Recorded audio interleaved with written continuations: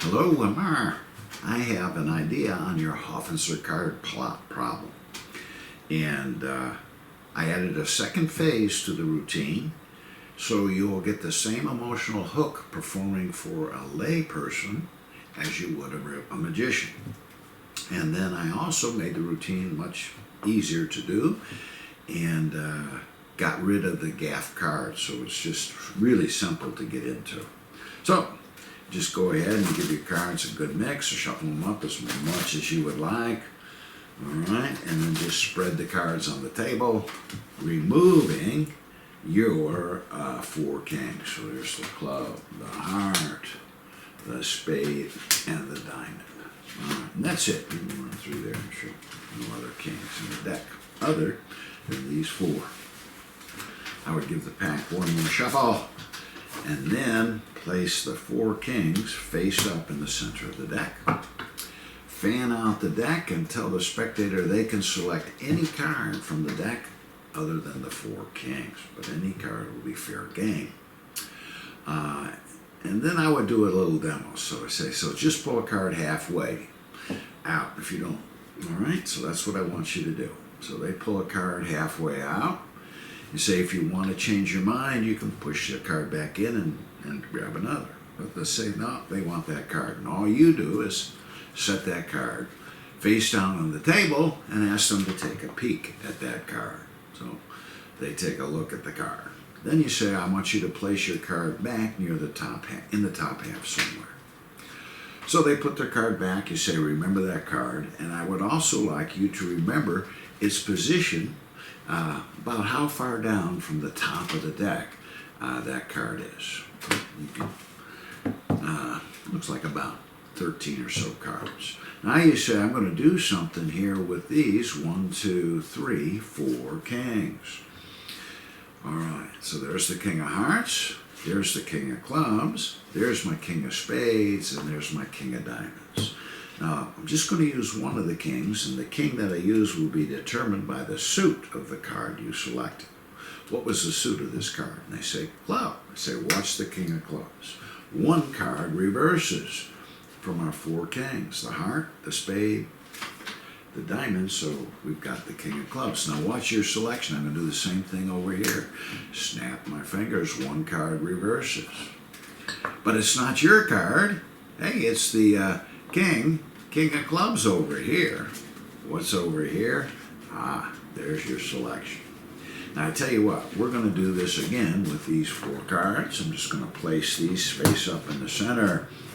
And I want you to do the same thing again. Select any card in the deck other than my four kings. So let's say the spectator grabs this card. You say, if you want, you push that back in and grab another one. You're happy with this card. So what I want you to do is to take a peek at that selected card. So the spectator's going to take a peek now at this card right here. All right. And then you ask them to place it back anywhere in the deck. So then you say, keep your eye on that card. Remember its position down here in the pack. Approximately a dozen cards down from the top of the deck.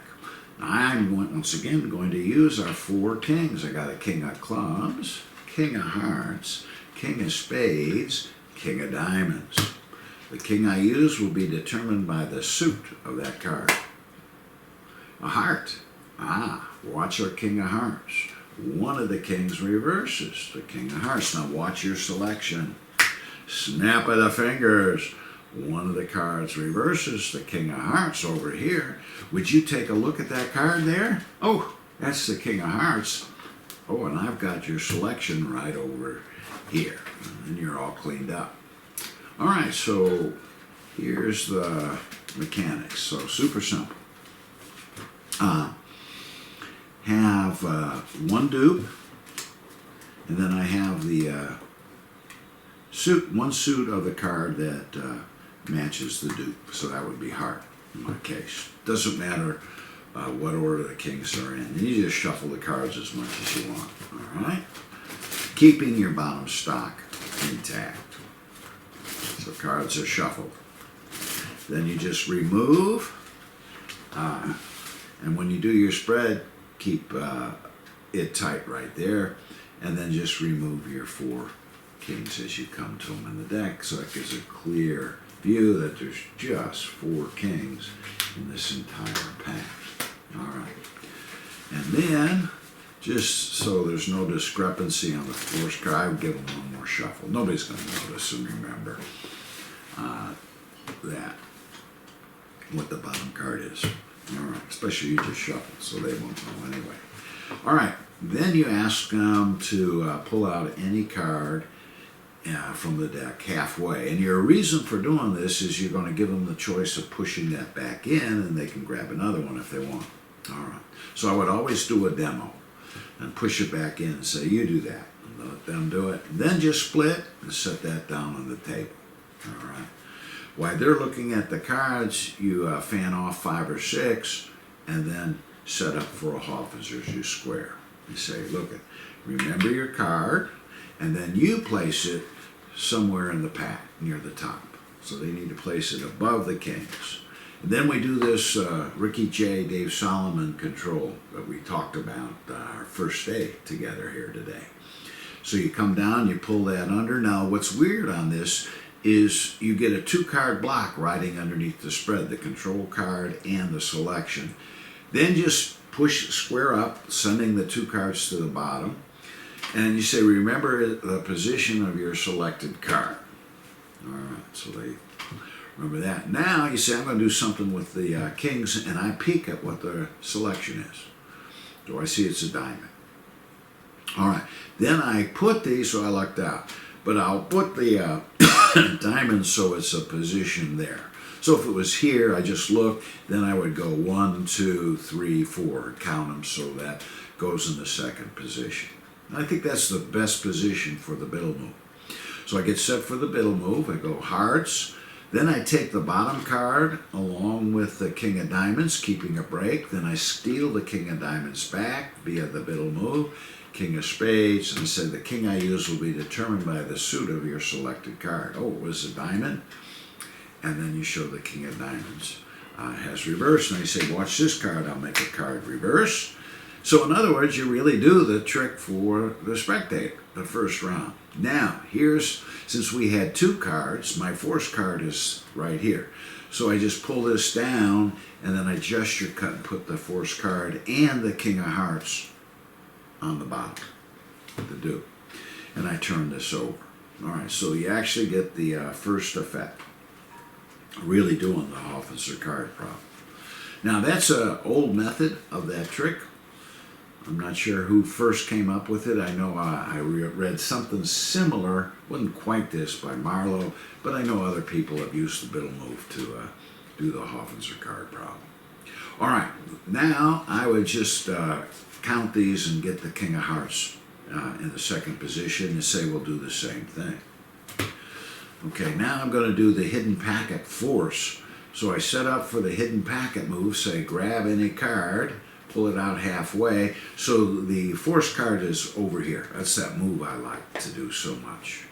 All right, so then all you do is split here, square, push that in, and set that out. So you get a kind of a good convincer that of a free selection there on that point. But you can do any force you want right there at this point. All right, you square up. Yeah, I wanted to keep this simple so I didn't have to have a run of a lot of cards. So any force that doesn't have a run would be okay to do here. All right.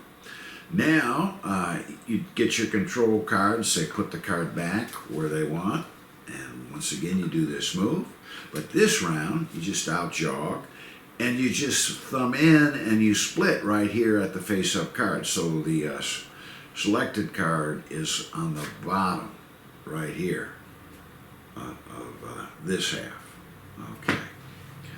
All right, so now you're all set because you got your king of hearts right here on the bottom of this packet, and you do the biddle move again. So you say diamonds, hearts, stealing it back, clubs, and spades. Drop this here on top. What was the suit of this card? They'll say a heart, and you show the Heart is reversed. Snap your fingers, one card reversed. And then you just break here, set this face down on the table. Go into a blackjack roll here. As they turn this over, you turn that over, and then you can just set this, let this drop on top, and pretty much now you're all cleaned up. All right? So you can do a lap or a top card, or actually I'd use this in another trick like the Bernie Hull trick or something like that. Great trick with one dupe. And then I'd get rid of it. So I'd make one more use, or do the Brother John signed card that needs a dupe. That would be a great trick also. All right, so hope you like the idea. I would like to maybe put this up on YouTube as a joint credit between you and me. Let me know if that's okay with you.